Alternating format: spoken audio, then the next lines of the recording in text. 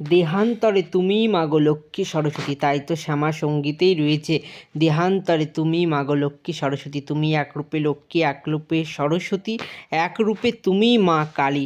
তো সকল ভুল ত্রুটি তুমি ক্ষমা করো মা।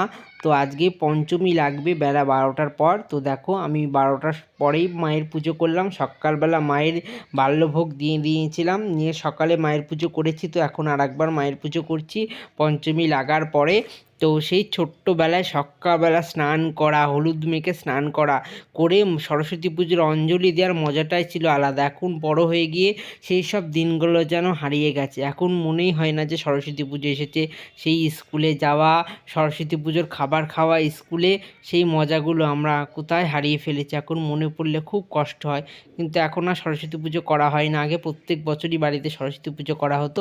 এখন মাকেই সরস্বতী রূপে পুজো করি। তো তোমরা কেমন করে পুজো করছো অবশ্যই কমেন্ট